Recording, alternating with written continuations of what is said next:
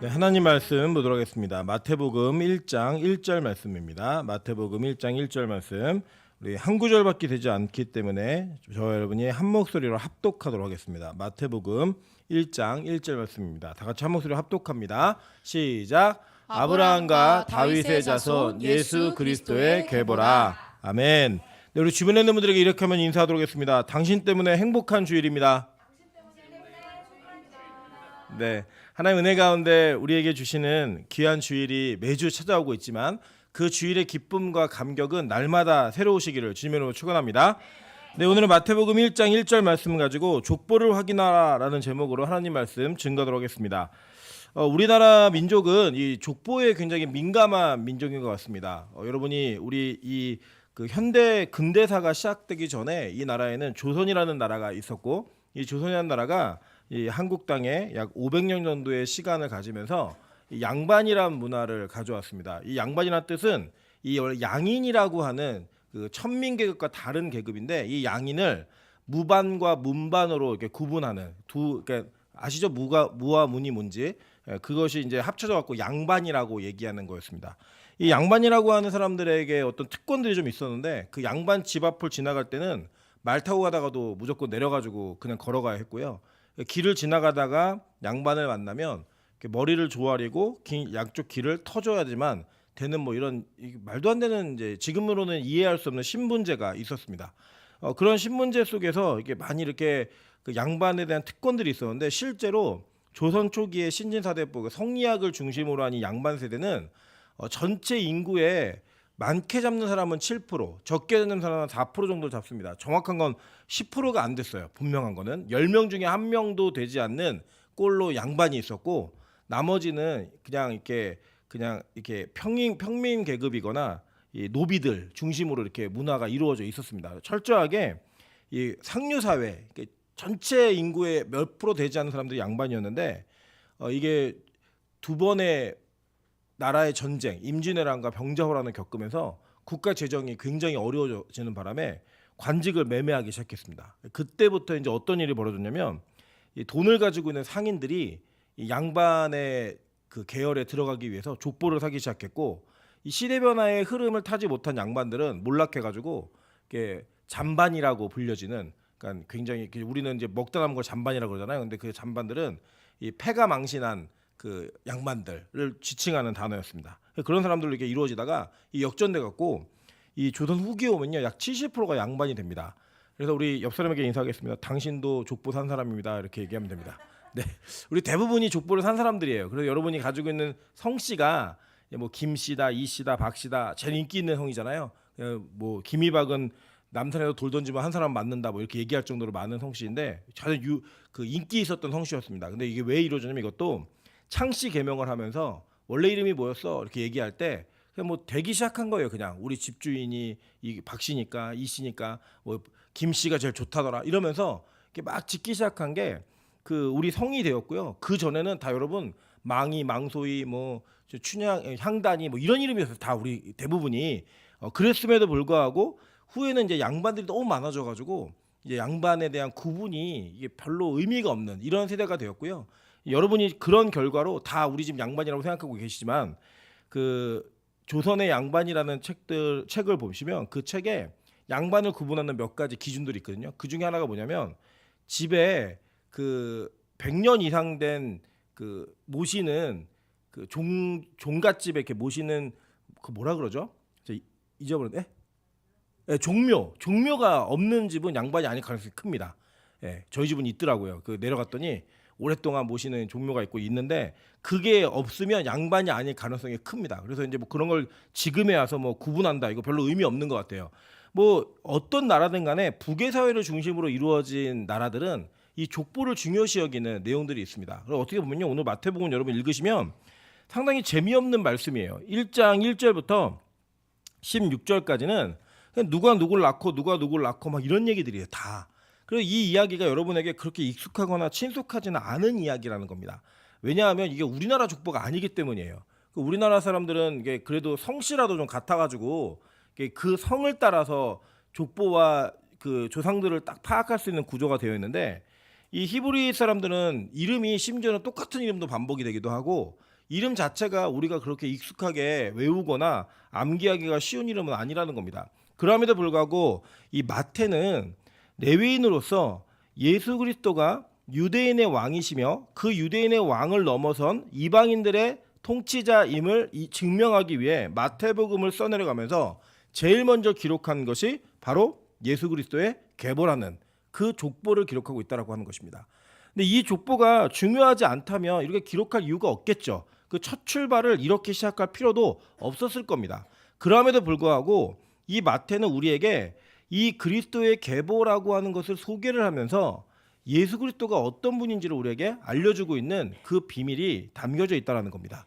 오늘 저와 여러분은 1장 1절을 통하여서 우리가 타 민족이기 때문에 제대로 알 수 없는, 그리고 다 이해할 수 없는 이 족보에 대한 내용들을 다시 한번 기억하면서 이 족보를 통하여서 우리가 무엇을 발견해야 될 것인가, 이 내용들을 다시 한번 살펴보고, 그리고 우리가 순차적으로 진행되어지는 족보의 진행 속에서 하나님께서 왜 이렇게 족보를 우리에게 소개하시기를 원했는가를 발견하면서 큰 은혜를 누리셨으면 좋겠습니다. 일단은 이것에 대한 전제는 제가 몇 가지를 좀 풀어가면서 이야기하고 대화를 나누고자 합니다. 먼저는 이런 겁니다. 제가 이번에도 필리핀에 가게 되면 이 내용들을 주로 해서 다루게 될 터인데, 우리가 알고 있는 예수 그리스도는 철저하게 구약 성경을 기반으로 한 믿음의 고백 속에서 온전한 믿음이 이루어졌을 때 그것을 믿음이라고 이야기했다라는 거예요. 그 증거가 무엇이죠? 첫 번째로는 예수 그리스도라고 하는 것이, 이 그리스도란 단어 자체가 헬라어 크리스토스라는 헬라어인데, 이 헬라어가 히브리어로 바뀌면 뭐라 그랬죠? 메시아라고 얘기했죠. 그죠? 그러니까 메시아라고 얘기했고, 이 메시아를 한문으로 바꾸면 기독입니다. 이게 왜 너무 거리가 있어 보이냐면 이렇게 생각하시면 돼요. 그냥 그 메시아라는 게 그리스도라고 변환이 되었고, 번역을 할 때 이 그리스도가 이 크라이스트라고 번역이 되는 거예요. 그리고 이게 이제 영어가 한문으로 바뀌면서 기독이라고 바뀐 거고요. 그 기독으로 바뀐 것이 근원을 따져가면 제일 처음은 메시아라고 하는 단어가 거기서도 출발해서 여기까지 온 거라는 겁니다. 그러니까 우리가 뭐 기독교 장로회 뭐 이렇게 얘기하잖아요. 기독교라고 얘기할 때 그 기독이라는 것은 무엇을 믿고 있는가를 얘기하는 거예요. 그러니까 우리의 믿음의 고백이 누구인지, 그러니까 우리는 메시아를 믿는 종교입니다. 그걸 기억하셔야 돼요. 그리고 장로교라고 하는 거는 좀 이거 사족이긴 하지만 이 교회의 정치 시스템이 무엇인가를 설명해주는 증명이에요. 그러니까 예를 들면 우리 교회 장로님들이 계시고 당회가 있잖아요. 이러한 조직의 시스템을 가지고 있는 교회들은 다 장로교입니다. 침례교는 호칭으로 부르는 장로는 있지만 그 당회는 없어요.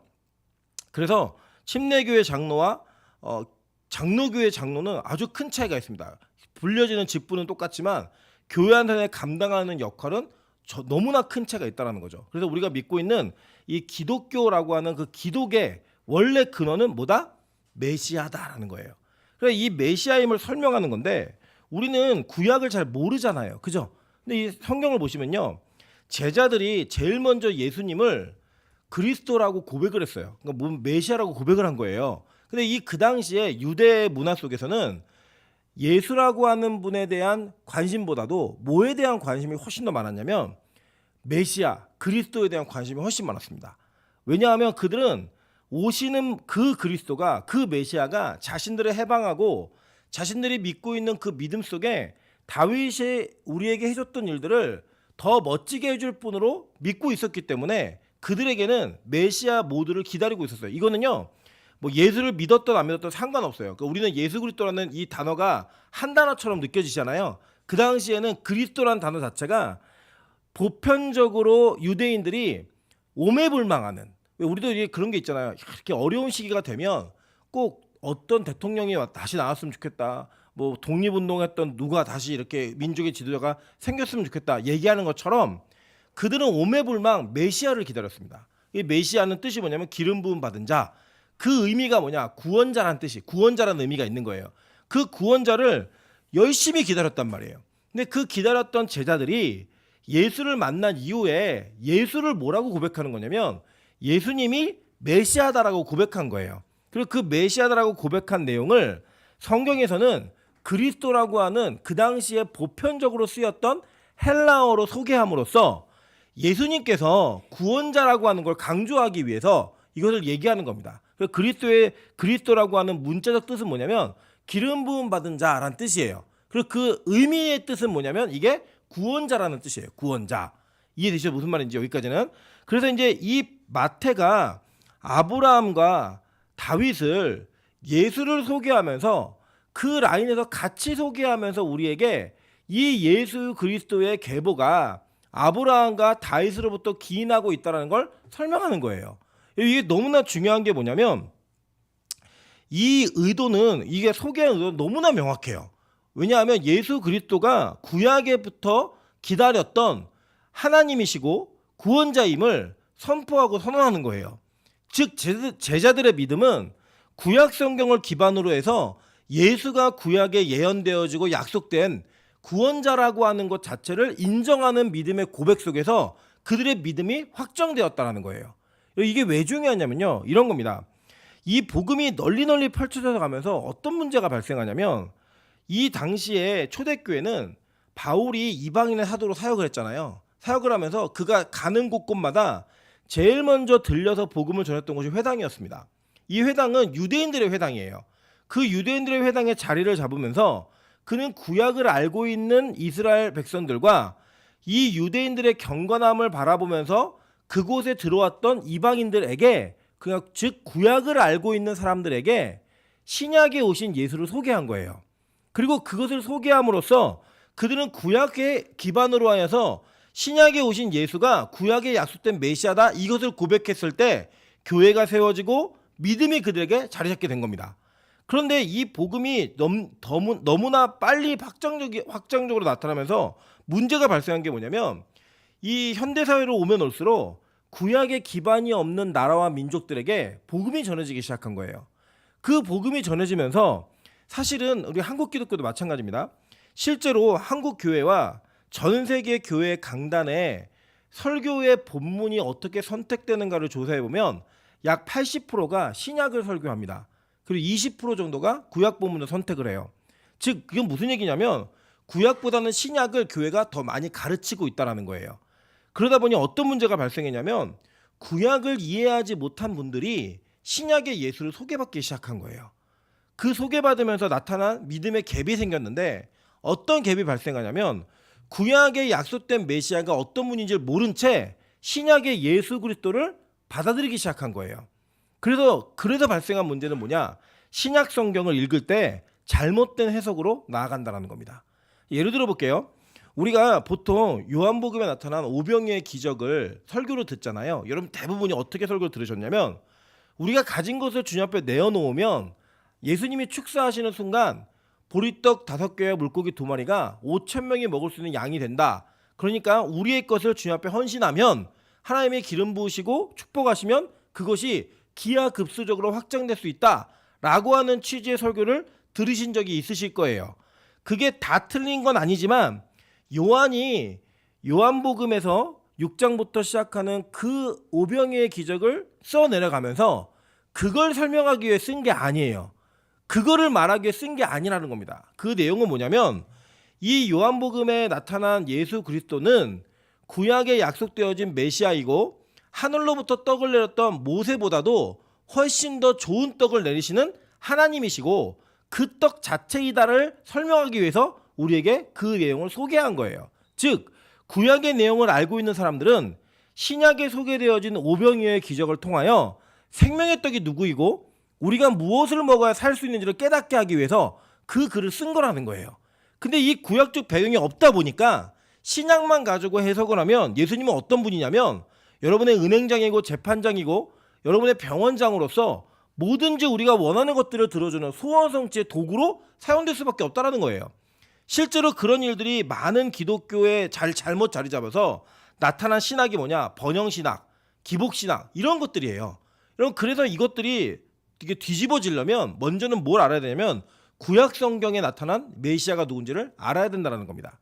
그래서 이 마태는 유대인들 공동체에게 이 마태복음을 써내려가지만 이 책을 초대교회는 이방인에게도 읽혔어요. 그리고 이 마태는 유대인들만 읽으라고 쓴 책은 아니에요. 이것을 이방인들에게도 읽으라고 쓴 책이에요. 즉 마태가 이 1장의 족보를 소개하면서 의도했던 내용은 뭐냐면 이 족보를 통하여서 예수가 구약의 어디로부터 근원되어서 약속된 그 약속을 따라 오신 분인지를 깨달으라고 이 책을 쓴 겁니다. 이해되시죠? 그러니까 이 족보는 우리가 예수님이 누구의 아들이구나를 아는 것에서 끝나야 되는 것이 아니라 이 예수의 조상들의 목록을 보면서 어떤 구약의 언약의 흐름을 따라 예수가 이 땅에 오셨는가를 깨닫고 그 예수 그리스도를 믿는다라고 고백을 해야지만 우리가 사도들과 똑같은 진짜 믿음을 소유할 수 있다라는 거예요. 그래서 사실은 이 마태복음 전체를 강해를 하면서 이 1장 1절부터 16절까지의 내용을 좀 저는 깊이 다루고자 합니다. 그래서 시간이 좀 오래 걸릴 거예요. 왜냐? 이 사람들의 이름 하나하나를 그냥 우리가 단편적으로 이해하는 것이 아니라 이 인물이 가지고 있는 구약적 배경을 다 이해하는 거예요. 여러분 예를 들면 이런 겁니다. 우리가 사도세자 그러면 누군지 다 아시죠? 누구의 아들이에요? 영조의 아들이죠. 그죠? 사도세자가 영조의 아들이고 누구의 아빠예요? 정조의 아빠잖아요. 이거를요 우리는 다 알아요. 그죠? 그냥 보편적으로 잘 모르시더라도 그냥 얘기하면은 어느 정도 이해하신다는 거예요. 임진왜란 때 왕이 누구였죠? 임진왜란 때 조선의 왕 선조. 그죠? 1592 그죠? 1592년부터 시작된 임진왜란은 이 선조라는 왕이 우리나라 왕이었다라는 거예요. 모르셨어도 맞다 이렇게 선조 얘기하시면 금방 아시잖아요. 왜냐? 우리는 조선의 역사를 가지고 있는 이 반도에서 태어나갖고 역사의 뿌리를 갖고 있기 때문이에요. 근데 여러분 제가 여쭤볼게요. 아고냐가 누군지 여고냐가 누군지 아세요? 모르시죠? 그죠? 요아스가 누군지 아세요? 요담이 누군지 아세요? 여러분 여기 있는 목록에 이름들이 다 나오는 왕들의 목록인데 우리는 그 왕들의 배경을 전혀 몰라요. 전혀 모르다 보니까 이 족보 속에서 하나님이 어떤 은혜를 보이셨는지 알 방법이 없다라는 거예요. 그냥 이것만 그냥 딱 보시면. 그리고 1장 1절은 원래 1장 1절부터 16절은 성경 읽기를 할 때 금방 지나가는 목록 중에 하나예요. 눈으로 쭉 보면서. 근데 저희는 그렇게 하지 않을 겁니다. 이 족보 속에 어떠한 복음의 비밀이 숨겨져 있는지를 쭉 살펴볼 거예요. 그래서 1장 1절 속에서 무엇을 말하고 있고 왜 이렇게 소개하고 있는가를 같이 한번 살펴보면서 하나님께서 주시는 우리 은혜를 온전히 누리고 마태가 우리에게 의도하면서 쓰었던 마태를 통해 하나님께서 의도하셨던 구약의 이해를 전제로 예수를 메시아라고 고백할 수 있는 그 믿음이 생기시기를 주님의 이름으로 축원합니다. 네, 그래서 이 내용들을 한번 살펴보면요 이런 겁니다. 원래 이 아브라함과 다윗 그리고 예수 그리스도를 이 마태는 한 계열에 놨지만 이 모든 족보는 어디로부터 기인하고 있느냐? 여자의 후손이라는 단어로부터 기인하고 있다는 거예요. 창세기 3장 15절입니다. 내가 너로 여자와 원수가 되게 하고 내 후손도 여자의 후손과 원수가 되게 하리니 여자의 후손은 내 머리를 상하게 할 것이요 너는 그의 발꿈치를 상하게 할 것이니라 하시고 라고 얘기했어요. 자, 하나님이 타락한 아담과 하와 그리고 그 타락에 유혹을 했던 뱀에게 저주를 내리시면서 이 저주를 내리시는 장면 속에 원시복음이라고 하는 복음을 선포하십니다. 그 복음의 내용이 뭐냐면 이 여자의 후손과 뱀의 후손이 서로 원수가 되어서 싸우는데 뱀의 후손은 여자의 후손의 발 뒤꿈치를 상하게 할 것이고 여자의 후손은 뱀의 머리를 상하게 할 것이다 라고 얘기합니다. 그래서 제가 이게 사실은 인도에 있는 기독교 크리스찬들이 요 그림을 그려가지고 저한테 소개를 해준 내용이에요. 이게 뭐냐면 예수님께서 십자가에 못 박히실 때 간지해 보시는 그림 보이시죠? 예수님께서 십자가에 못 박히실 때 우리 처음 오시면 간지 좀 갖다 드리세요. 네. 이 십자가에 못 박히신 그 못 박힘이 있었을 때 그 못 박힘 속에 그 발 뒤꿈치가 상하는 그 상함이 있었어요. 그럼에도 불구하고 그 상함은 누구의 머리를 상하게 한 거예요? 악한 마귀의 뱀의 후손의 머리를 상하게 했던 그 장면이 예수 그리스도의 십자가의 사건인 것이 나오는 거예요. 즉 이 예언의 종국적 완성은 누굴 통해 이루어진다? 예수를 통해 이루어진다라는 거예요. 그래서 이 여자의 후손이라는 단어가 우리에게는 익숙하진 않지만 그 익숙하지 않은 단어를 통해서 우리가 분명히 봐야 될 것이 있다는 거예요. 계속 한번 풀어가 볼게요. 이 그럼 뱀의 후손은 도대체 누구냐 한번 보도록 하겠습니다. 계시록 12장 1절부터 11절입니다. 하늘에 큰 이적이 보이니 해를 옷 입은 한 여자가 있는데 그 발 아래에는 달이 있고 그 머리에는 12별의 관을 썼더라. 이 여자가 아이를 베어 해산하게 되매 아파서 애를 쓰며 부르짖더라. 하늘에 또 다른 이적이 보이니 보라 한 큰 붉은 용이 있어 머리가 7이요 뿔이 10이라 그 머리에 7 왕관이 있는데 그 꼬리가 하늘의 별 3분의 1을 끌어다가 땅에 던지더라. 용이 해산하려는 여자 앞에서 그가 해산하면 그 아이를 삼키고자 하더니 여자가 아들을 낳으니 이는 장차 철장으로 만국을 다스릴 남자라. 그 아이를 하나님 앞과 그 보좌 앞으로 올려가더라.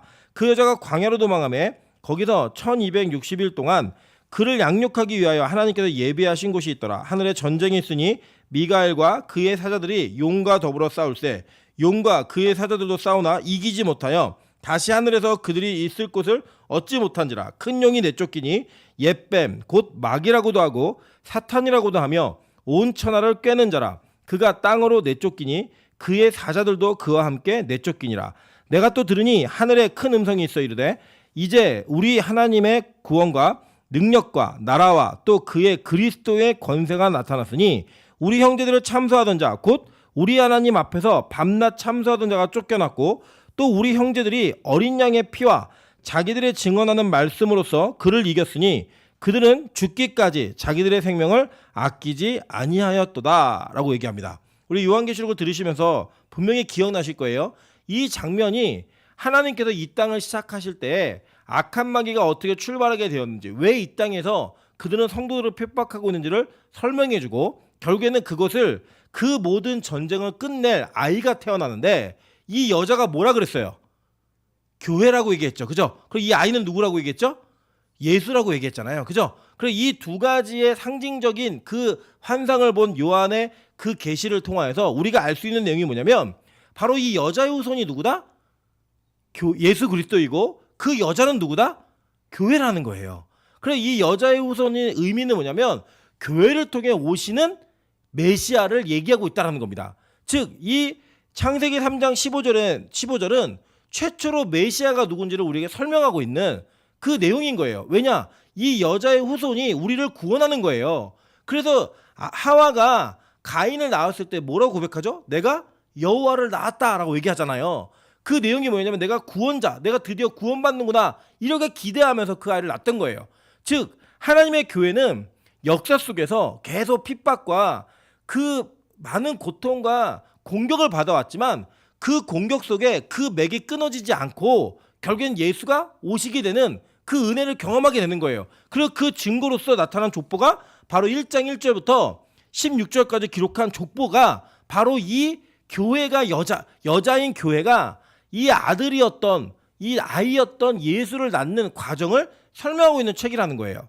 즉 이것은 여자의 후손의 족보를 우리에게 설명하고 있는 책입니다. 그런데 이 마태는 그것을 어떻게 풀어가고 출발하냐면 이게 누구에게 쓴 편지라고 그랬죠? 마태복음이 유대인들 공동체에게 쓴 편지라고 그랬죠? 그래서 아브라함부터 풀어가는 거예요. 왜냐하면요, 이들은 이 당시에 예수님 시대의 유대인들은요, 예수 그리스도가 아브라함의 후손으로 왔다 이것에 대한 확신보다도 자신들이 아브라함의 후손이기 때문에 구원받는 자들이라고 하는 믿음이 있었어요.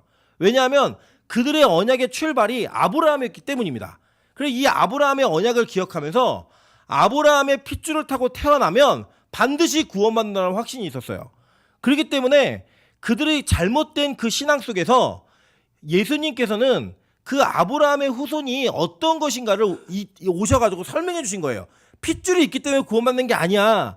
그 후손의 의미가 무엇인지를 설명해 줄게 라고 얘기하면서 예수님께서는 그 모든 것들을 우리에게 풀어주시는 해답의 키로서 이 족보 속에 들어가시는 거예요. 근데 이 아브라함의 언약은 도대체 뭔가? 아브라함의 자손이라는 의미는 뭔가? 한번 보도록 하겠습니다. 창세기 12장 1절부터 2절이에요. 여호와께서 아브라함에게 이르시되 너는 너의 고향과 친척과 아버지의 집을 떠나 내가 내게 보여줄 땅으로 가라. 내가 너로 큰 민족을 이루고 내게 복을 주어 내 이름을 창대하게 하리니 너는 복이 될지라 라고 얘기해요. 그러하여금 큰 민족을 이룬다고 얘기했죠. 그죠? 그리고 창대하게 하겠다가 말씀하셨고 복이 되게 하겠다라고 약속하셨습니다. 근데 이 약속이 구체적으로 어떻게 이루어지는가 보도록 할게요. 점점점 진행되는데 창세기 15장입니다. 여호와의 말씀이 그에게 임하여 이르시되 그 사람이 내 상속자가 아니라 내 몸에서 날짜가 내 상속자가 되리라 하시고 그를 이끌고 밖으로 나가 이르시되 하늘을 우러러 무뼈를 셀 수 있나 보라. 또 그에게 이르시되 내 자손이 이와 같으리라. 아브라함이 여호와를 믿으니 여호와께서 이를 그의 의로 여기시고 이렇게 얘기해요. 그러니까 이 15장에 나온 건 뭐냐면 아브라함이 하나님께서 보여주시는 그 은혜에 따라서 하늘에 있는 별들을 봤는데 그 별들이 복수예요. 무별이라고 하는 이 하코카빔이라고 하는 단어가 복수의 단어인데 셀 수 있나 봐라. 못 셀 만큼 많지라고 얘기했는데 그것과 같이 뭐라고 얘기하냐면 내 자손이 이와 같을 것이다 라고 할 때 그 자손은 단수로 쓰여져 있어요. 그러니까 우리나라 그 한글은 자손들 이렇게 그 구분해야지만 되는 것처럼 이 히브리어도 그 변형에 따라서 복수 단수가 있거든요. 그런데 성경 번역을 해놓을 때 그냥 자손이라고 얘기하면 우리는 그냥 복수로 이해를 해버려요. 근데 실제로 성경의 히브리어 원어는 이것을 단수로 이야기하면서 문법적으로 맞지 않는 대칭을 해놓은 거예요. 배치를 복수인데 단수로 받아버린 거예요. 예. 단수면 단수로 받아야 되고 복수면 복수로 받아야 되잖아요. 근데 이 복수를 단수로 받아버린 거예요. 이거 이해할 수 없는 거예요, 사실은. 그러니까 이걸 보면은 히브리인들은 이거 문법이 틀렸네 이렇게 얘기를 해야 돼요. 그런데 성경에서는 이것을 그냥 그대로 기록하면서 전달해 왔다라는 거예요.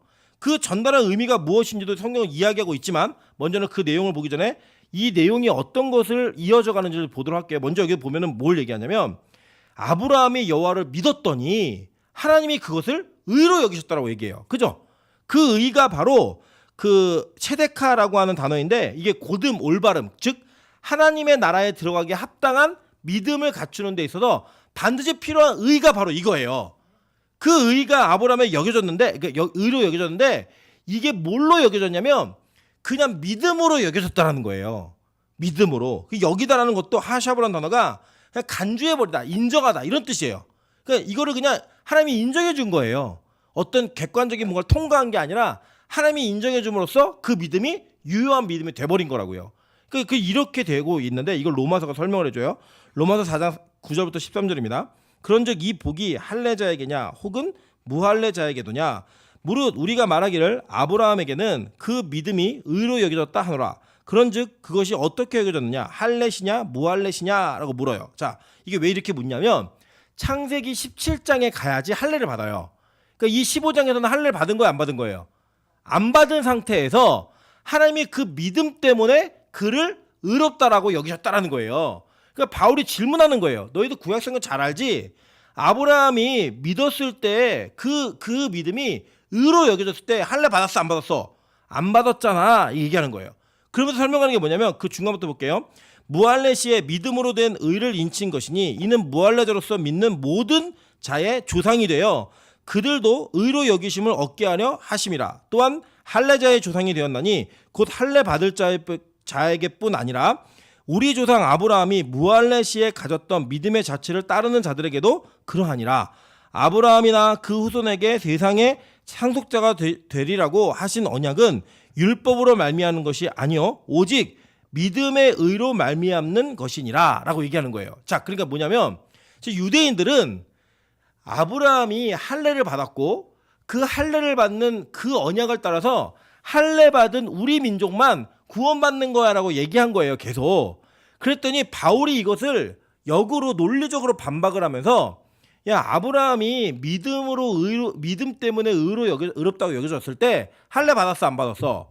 안 받았잖아. 그러니까 그가 믿음으로 의롭다 여겨질 때 무할례 시에도 그 믿음이 유효했던 걸 보면 할례를 받지 않는 자들도 아브라함의 자손이 될 수 있는 가능성이 있어 이렇게 얘기하는 거예요. 이해되셨죠? 그러니까 아브라함은 혈통적인 그 혈통만을 따라서 조상이 되는 것이 아니라 무할례자들에게도 믿음이 있으면 아브라함과 동일한 의를 얻게 되는 것이고 그 얻는 것을 통하여서 그의 자손이 될 수 있다라고 지금 얘기해주고 있는 거예요, 바울이. 그러면 얘기합니다. 갈라디아서 3장 6절부터 9절 볼게요. 아브라함이 하나님을 믿음에 그것을 그에게 의로 정하셨다 함과 같으니라. 그런즉 믿음으로 말미암는 자들은 아브라함의 자손인 줄 알지어다라고 얘기해요. 그죠? 그러니까 믿음이 있으면 누구의 자손이다? 아브라함의 자손이라는 거예요. 그래서 지금 저와 여러분 누구의 자손이에요? 아브라함의 자손인 거예요. 믿음이 있으면 우리는 아브라함의 자손이라는 거예요. 그리고 얘기합니다. 또 하나님이 이방인을 믿음으로 말미암아 의로 정하실 것을 성경이 미리 알고 먼저 아브라함에게 복음을 전하되 모든 이방인이 너로 말미암아 복을 받으리라 하였느니라. 그러므로 믿음으로 말미암는 자는 믿음이 있는 아브라함과 함께 복을 받느니라라고 얘기해요. 그죠? 그러니까 이제 이것이 창세기에 나와 있는 언약의 내용이 뭔지를 지금 창세기를 이해하고 예수를 만났던 바울이 설명해주고 있는 거예요. 이게 제 주예가 아니에요. 지금 이건 바울이 주예한 걸 제가 그대로 옮겨드리는 거예요. 그러니까 이 바울은 이 족보가 아브라함이라고 하는 사람을 언급한 것이 그 족보 속에 들어간 자들이 유대인들만 들어가는 게 아니라 믿음으로 예수를 고백한 자들 모두가 다 그 족보 안에 들어간다는 거예요. 그러면서 이 족보를 우리에게 소개하고 있는 겁니다. 계속 볼게요. 갈라디아서 3장 14절, 16절, 29절입니다. 이는 그리스도 예수 안에서 아브라함의 복이 이방인에게 미치게 하고 또 우리로 하여금 믿음으로 말미암아 성령의 약속을 받게 하려 함이라라고 얘기해요. 그죠? 그러니까 아브라함의 복이 누구에게까지 펼쳐진다는 거예요? 이방인들에게까지 펼쳐진다는 거예요. 그리고 계속 볼게요. 이 약속들은 아브라함과 그 자손에게 말씀하신 것인데 여럿을 가리켜 그 자손들이라 하지 아니하시고 오직 하나를 가리켜 내 자손이라 하셨으니 곧 누구다? 그리스도라라고 얘기하는 거예요. 즉, 자 다시 아까 우리 4번으로 와볼게요. 여기서 왜 무별과 자손을 얘기하면서 복수와 단수로 잘못된 문법으로 받았는가? 바울이 이걸 설명해 주는 겁니다. 거기서 말하는 그 자손은 예수님을 얘기하는 거야 라고 얘기하는 거예요. 자, 그러면 다시 아브라함 시대로 돌아가 볼게요. 그럼 아브라함은 하나님께서 보여주시는 말씀을 그리고 그 별들을 보면서 그 자손을 믿었다고 얘기했죠. 그럼 그 자손이 누구라고 얘기하는 거예요? 지금 성경은 예수라고 얘기하는 거예요. 그럼 아브라함은 누굴 믿어서 구원받은 거예요? 예수를 믿고 구원받은 거라고요. 이해되세요? 그가 잘 몰랐지만 오실은 예수님에 대해서 정확하게 이해하지 못했지만 성경을 통해서 보면 하나님이 말씀하시는 내가 너의 후손들, 너를 이렇게 큰 별과 같은 민족으로 만들어 줄 건데 그 민족이 어떻게 오냐면 한 사람으로 기인해서 오는 거야. 그 한 자손을 기인해서 생기는 거야 라고 얘기하셨다고요, 하나님이. 그러니까 아브라함이 그걸 믿은 거예요. 믿었더니 그걸 의로 여기셨는데 후에 갈라디아서에서 바울은 그 자손이 누굴 말하는 거냐면 예수를 말하는 거다라고 얘기해 주는 겁니다. 즉 아브라함은 뭘 믿고 구원받았어요?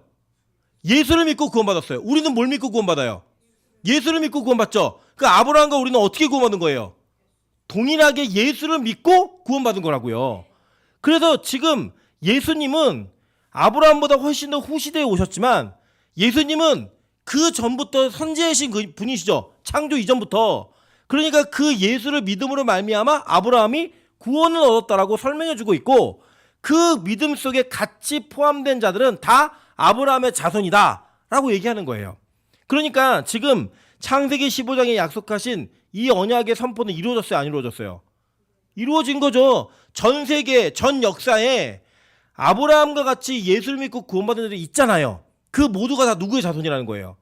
아브라함의 자손이라는 거예요. 왜요? 동일한 믿음을 가졌기 때문에.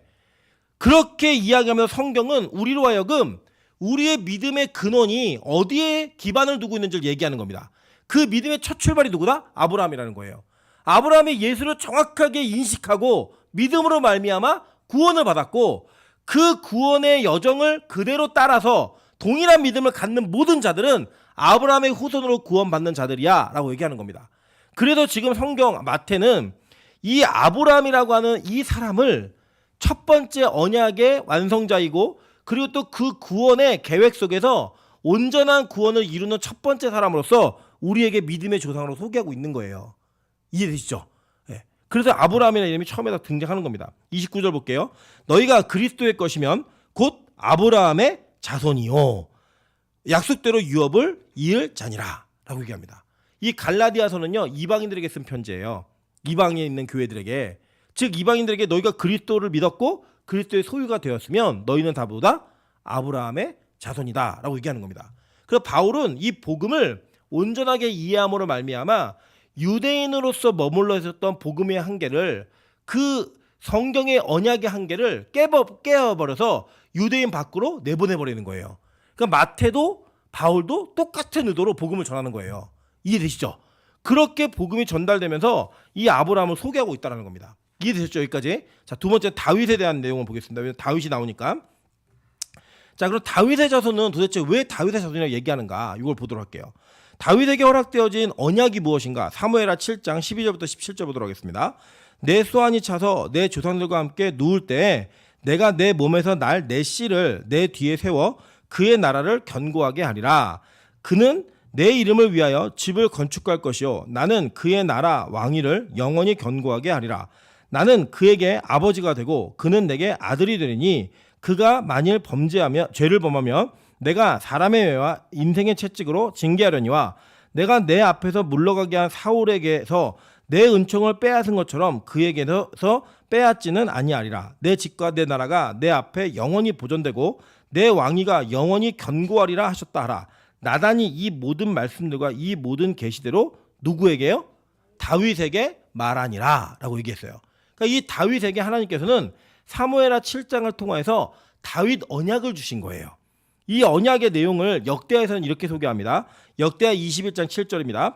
여호와께서 다윗의 집을 멸하기를 즐겨하지 아니하셨으면 이전에 다윗과 더불어 언약을 세우시고 또 다윗과 그의 자손에게 항상 등불을 주겠다고 말씀하셨음이더라 라고 얘기합니다. 그러니까 이 다윗이 등불이에요. 그리고 꺼지지 않는 등불이고 하나님께서 약속하신 망하지 않는 나라를 다윗을 통해 주겠다고 약속하신 거예요. 그래서 실제로 유대인들은 예수 즉 메시아가 다윗의 자손으로 온다라고 믿은 거예요. 다윗의 자손으로만 오셔야 되는 거예요. 자, 제가 매번 말씀드리지만 그러니까 다윗의 자손이 아닌 예수님은 다 가짜인 거예요. 그죠? 그러니까 한국 사람들은 예수가 될 수 있어요, 없어요? 없다고요. 여러분의 조상 중에 다윗이 있어야지만 여러분에게 예수가 될 가능성이 있는 거예요. 메시아가. 즉 이만희를 비롯한 뭐 정명석, 문성명, 뭐 안상홍 이런 사람들 다 국적이 어디예요?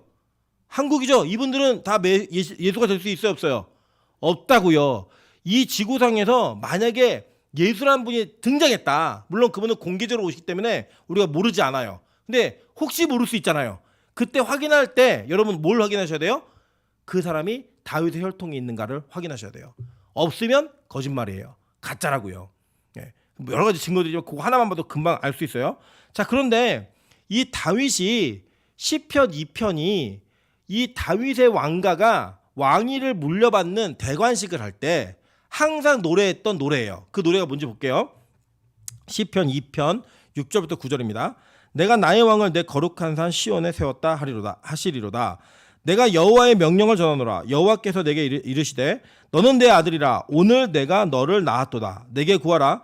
내가 이방 나라를 내게 내 유업으로 주리니 내 소유가 땅끝까지 이르리로다. 내가 철장으로 그들을 깨뜨리며 질그릇같이 부수리라 하시도다 라고 얘기해요. 그러니까 이 왕이 왕에게 연결해주면서 대관식을 할 때 불렀던 노래예요. 이게 시편 2편이. 근데 이게 나중에 어디에 나와요? 계시록에 나오잖아요.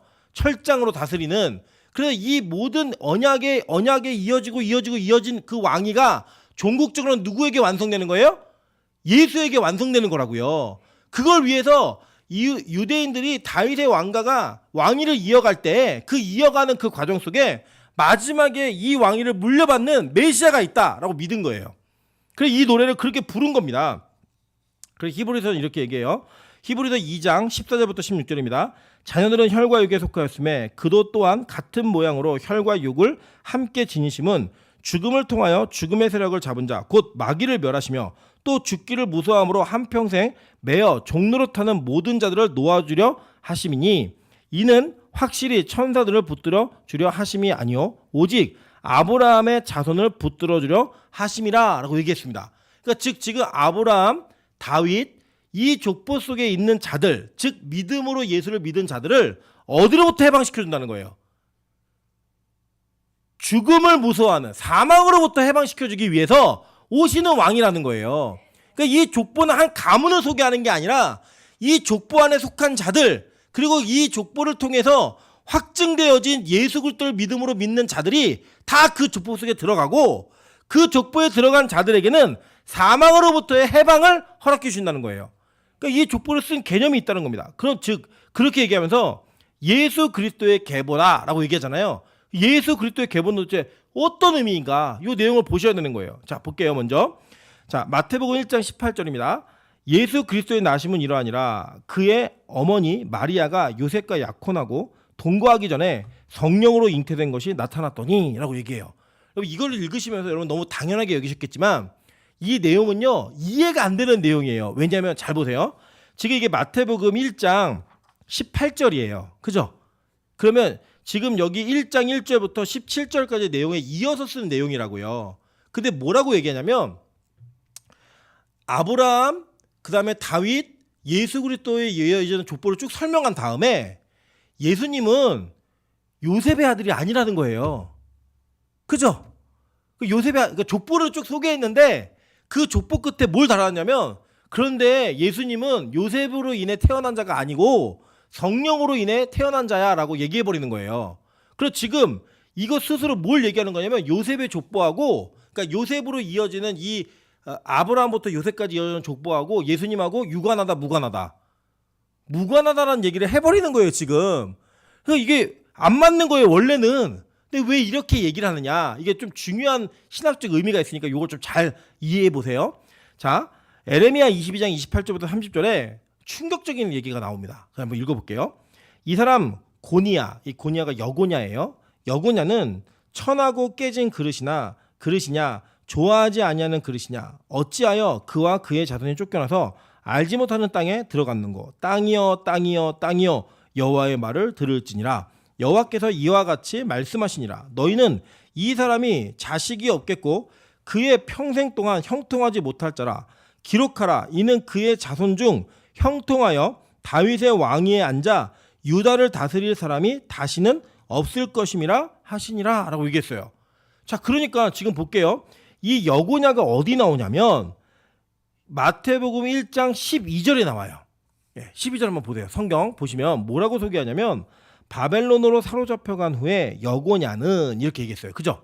이 여고냐가 바벨론으로 끌려가니까 지금 예레미야가 예언을 하면서 이 여고냐가 천하고 깨진 그릇이냐 좋아하지 않는 그릇이냐 그가 왜 이방 땅으로 들어갔냐 이 얘기하는 거예요. 그러면서 얘기한 게 뭐냐면 그의 자식 중에 다윗의 왕위에 앉을 자가 없다는 거예요.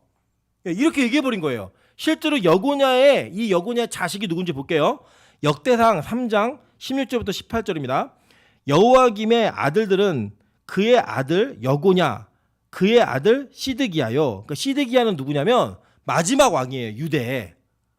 유대의 마지막 왕이고 이 여고냐 그리고 시드기야 이렇게 있는데 이 여고냐의 족보를 소개하는데 여고냐의 아들들이 누구냐면 그의 아들 스알디엘과 말기람과 부다야와 세나살과 여가마야 호사마와 느다바요 이렇게 소개해요. 그죠? 여기 보니까 지금 아까 계속 볼게요. 12절 마태복음 1장 12절 보시면 바벨론으로 사로잡혀간 후에 여고냐는 스알디엘을 낳고 그죠? 그 스알디엘은 누굴 낳아요? 수룹바벨을 낳고 수룹바벨이 누구냐면 1차 포로 기한 때 수룹바벨의 성전을 지을 때 그 수룹바벨 있죠? 그 수룹바벨이에요. 그러니까 이게 이어지는데 지금 예레미야가 뭐라고 예언했냐면 이 족보를 통해서는 다윗 왕자의 앉을 자 나오지 않는다는 거예요. 그래서 이게 지금 심각한 문제가 생긴 거죠. 그런데 그 스알디엘 그리고 여고냐로 이어지는 그 족보 속에 수룹바벨이 나왔는데 이 수룹바벨이 계속 이어져 갖고 왕이 되는 게 아니라 그 뒤에 계속 예수라는 족보에 올 때까지 요새까지 내려오는데 이 족보를 통해서 왕이 올 수 있다 없다? 없다예요. 네. 그러니까 지금 심각한 문제가 발생해 버린 거예요. 그런데 예수를 이 요셉의 아들로 소개하고 있다는 거예요. 어떤 방식으로요? 성령의 잉태가 되었기 때문에 이 혈통을 따른 게 아닌 거예요. 그러니까 양자로 들어간 것처럼 들어간 거예요. 그래서 예수는 이 혈통을 따라 낳은 자가 아니에요. 그런데 문제가 생기죠. 그럼 다윗의 자손이어야 되는데 그 다윗의 자손이 아니라 그러면 이게 문제 아니에요. 그죠? 그래서 많은 성경을 믿지 않는 학자들은 이 마태복음에 나온 족보를 통하여서 그리고 그 소개를 통하여서 예수는 다윗의 자손이 아니다라고 선언해버려요. 그래서 성경은요 이걸 보완하기 위해 이것을 설명하기 위해 누가복음의 족보를 소개하는 거예요. 누가복음의 족보를 보시면요 이 족보는 어디까지는 똑같냐면 이게 방향이 달라요. 마태복음은 위에부터 아래로 내려와요. 근데 누가복음은 아래부터 위로 올라가요. 족보의 방향이. 근데 이게 어디까지 올라가냐면 하나님까지 올라가요. 누가복음은 하나님까지 올라가는데 하나님까지 올라가는 과정 속에 이 족보의 내용을 쭉 맞춰보시면요, 전혀 다른 족보예요. 이 족보는 또 이게 왜 다르냐, 잘 보시면 이 족보가 어디서부터 분기점이 생기냐면, 지금 마태복음의 족보는요, 아브라함과 다윗을 거쳐서 솔로몬으로 족보가 이어져요. 솔로몬, 다윗의 아들 중에 솔로몬으로. 근데 누가복음의 족보는 밑에부터 올라가는데, 이 족보를 쭉 따라 올라가다 보니까 다윗의 아들인 나단이 있어요. 이 나단이 솔로몬 형이에요. 예, 솔로몬의 형인데 이 나단의 족보로 이어지는 나단 족보예요. 이거 솔로몬 족보. 마태복음은 솔로몬 족보고 누가복음 족보는 나단 족보인 거예요. 그럼 이 나단의 족보는 쭉 내려와서 마지막에 요셉이라고 소개하고 있지만, 이 족보의 내용은 누구를 설명하는 거냐면 마리아의 그 혈통을 소개하는 내용인 거예요. 자, 잘 보세요. 무슨 얘기냐면 그 당시에 여자들의 족보를 이렇게 기록하지 않았어요. 그렇기 때문에 그 여자는 남자에게 소유된 자로 여겨졌기 때문에 남자의 이름을 부르면서 여자가 그 안에 종속된 이 사람으로서 여겨졌기 때문에, 그 지금도 서양은 이렇게 하죠. 여자가 남자에게 시집을 가면 누구의 성을 따라가요? 남편의 성을 따라가잖아요. 그것처럼 그 남편의 가문으로 아예 편입이 돼 버리는 거예요. 그래서 이 마리아의 족보임에도 불구하고 성경은 이것을 요셉의 족보로 소개하는 겁니다. 이방인들을 소개할 때. 그런데 이 족보의 길을 쭉 따라 올라가면 한쪽은 솔로몬부터 내려오고 한쪽은 나단부터 내려오면서 이 마리아가 예수를 낳았죠. 그죠? 그러니까 예수는 혈통적으로 얘기하면 누구의 후손인 거예요? 마리아, 즉 여자의 후손인 거예요. 남자가 없이 태어난. 그러니까 이 구약 성경에 예언되어진 그 예언을 맞추기 위해 성경은 우리에게 모든 것들을 다 소개하면서, 실제적인 왕통은 왕의 그 계열은 솔로몬으로 이어져서 내려왔잖아요. 그것도 가져오고, 그리고 혈통적으로 법적으로는 원래 솔로몬이 아니라 나단이 왕이 돼야 되는 거예요. 장자이기 때문에. 그 왕의 법정적 이 왕통을 쭉 이어 내려오는 것을 마리아에게로 이어와 가지고 그 마리아와 요셉의 가문의 결합 속에 누가 태어나는 거예요? 예수가 여자의 후손으로 태어나는 족보를 소개하고 있는 거예요. 그러니까 이것은 어떤 방향으로 가도 깨지지 않는 거예요. 다윗의 후손으로서의 조건도 깨지지 않고 아브라함의 후손으로서의 조건도 깨지지 않는 거예요. 그러면서 성경은 우리에게 예수가 그리스도의 계보를 가지고 있다라고 얘기하는 것을 소개함으로써 예수의 혈통이 어떻게 내려왔는지를 얘기해주면서 그 족보 속에 메시아로 오시는 예수를 우리에게 정확하고 분명하게 설명하고 있는 겁니다. 이해되세요? 예, 이거를 이해하셔야지만 왜 이 마태가 처음에 쓰면서 아브라함과 다윗의 후손인 자손인 예수 그리스도의 계보라라고 쓰는지를 이해할 수가 있는 거예요. 즉 이 복음은 이렇게 펼쳐져 올라가는 거고, 올라가면서 우리에게 소개되어지는 과정을 통하여 예수가 구약에 약속되어진 메시아로 오시는 분이다. 여자의 후손의 모든 것들을 예언을 만족하시는 분이다. 이거 우리에게 설명해주고 있다는 겁니다. 그러니까 여러분, 이게 너무나 성경이 정교하게 우리에게 소개되고 있죠. 성경은 우리에게 어떤 한치의 오차도 없이 구약에 선포되어진 언약대로 예수 그리스도를 우리에게 보내셨다는 거예요. 그래서 이사야 11장 1절을 보시면요, 이새의 줄기에서 한 싹이 나며 그 뿌리에서 한 가지가 나서 결실할 것이요 라고 얘기할 때, 이 가지가 메제르 그리고 호테라는 단어인데, 이게 나사렛이라는 것과 같은 일맥상통하는 단어예요. 자음이 똑같아요. 그러니까 워드플레이인데, 그래가지고 이 이사야서의 11장에 소개하는 소개는 뭐냐면 에덴 동산의 회복이에요.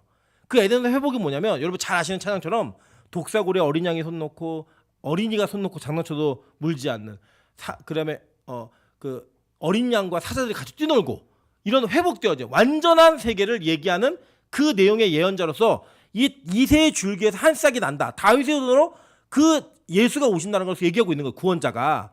그래서 마태복음에서는요, 뭘 소개하냐면요, 잘 보세요. 이게 좀 중요해요. 마태복음에서 병자들이 고쳐지는 일들이 일어나요. 고쳐지는 일들이.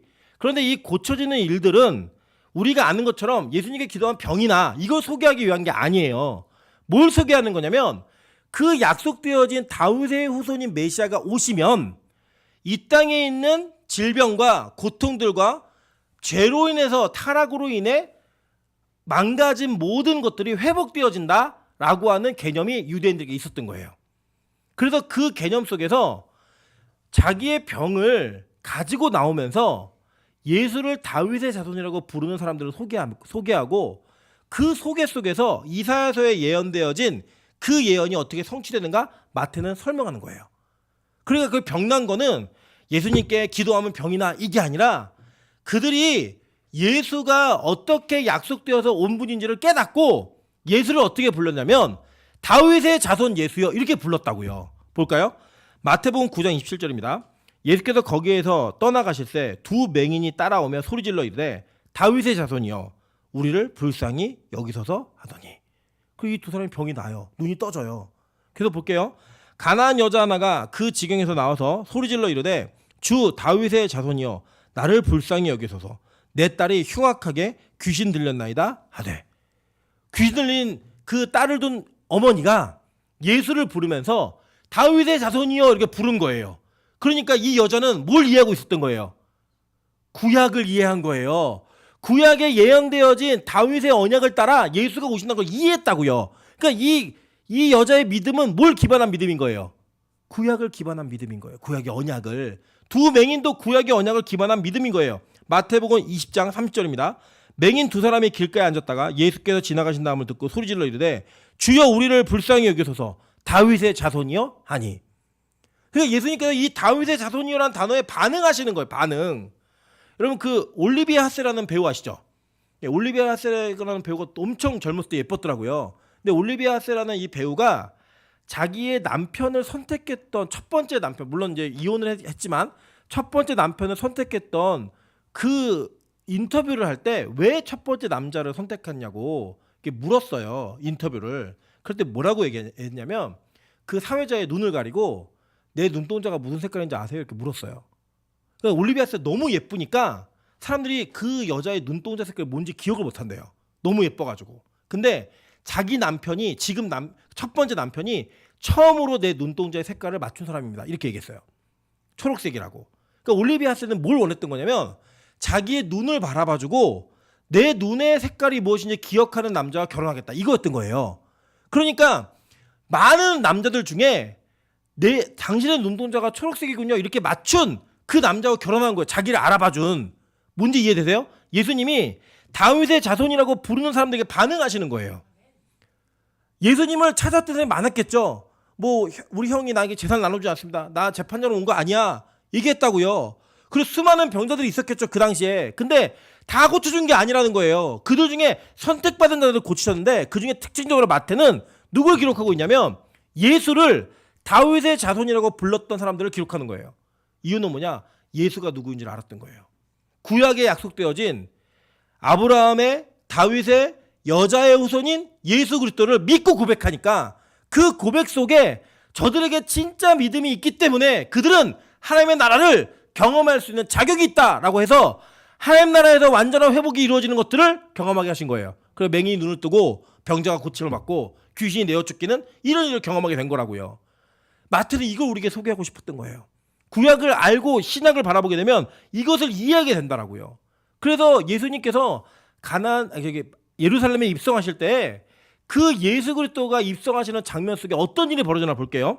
마태복음 21장 15절입니다. 대제사장들과 서기관들이 예수께서 하시는 이상한 일과 또 성전에서 소리질러 호산나 다윗의 자손이여 하는 어린이들을 보고 노하여 이렇게 얘기해요. 애들이 호산나 호시아나 지금 우리를 구원하소서 이런 뜻이에요. 그래 지금 우리를 구원해 주세요. 다윗의 자손이여 얘기하는 겁니다. 다윗의 자손 예수여 지금 우리를 구원해 주소서 얘기하는 거예요. 이게 뭐예요? 구약 예언의 성취가 일어난 거예요. 예수님은 이 모든 정황들을 만들어서 그들이 어떻게 고백을 했는지 그리고 이 예수를 너희가 죽였다예요. 너희가 구약에 약속되어진 메시아를 죽였다 이 얘기를 하니까 진짜 죽인 사람들 중에 정말로 자기가 죄인임을 깨닫던 사람들이 떨면서 우리가 어떻게 할 거 마음에 찔려서 우리가 어떻게 해야 합니까? 회개하고 구원받는 거예요. 여러분 이게 바로 구약의 언약을 기반으로 한 신약의 예수 그리스도의 소개예요. 그래서 첫 출발을 아브라함과 다윗의 자손 예수 그리스도의 계보라 소개하는 겁니다. 이 한 줄에 우리는 이렇게 들어야지만 알 수 있는 내용을 유대인들 듣자마자 아는 거예요. 아 이분이 구약의 언약에 약속된 메시아구나. 아브라함의 언약에, 다윗의 언약에 예언되어졌던 것들이 이분에게 성취되었구나 아는 거예요. 이걸 깨닫게 되는 거예요. 그래서 초대교회가 이 마태복음을 새신자들 교육교재로 썼어요. 이 마태복음을 이방인들이 복음 안으로 들어올 때 너희들 이걸 배워야 돼. 그래야 진짜 너에게 믿음이 생기는 거야. 가르쳤다고요. 할례를 가르친 게 아니라 율법을 가르친 게 아니라 구약의 언약이 어떻게 예수에게 성취되었는가. 그리고 그 성취되어진 예수를 이해하고 믿어야지만 너희들의 진짜 믿음이 생기는 거야. 이걸 얘기했다고요. 저는 이 마태복음을 같이 나누면서 여러분에게 이 믿음이 생기기를 주님으로 축원합니다. 그 이름에 있는 비밀을, 그 그리스도라고 하는 그 호칭의 비밀을 깨닫고 진짜 믿음을 고백함으로 말미암아 여러분이 교회를 다니는 사람이 아니라 그냥 교회 출석하는 사람이 아니라 예수 그리스도를 온전히 이해하고 믿음으로 말미암아 천국의 은혜를 미리 땡겨서 맛볼 수 있는 저 여러분 되시기를 주의 이름으로 축원합니다. 이 같이 한번 찬양으로 기도하며 나가도록 하겠습니다. 지존하신 주님 이름 앞에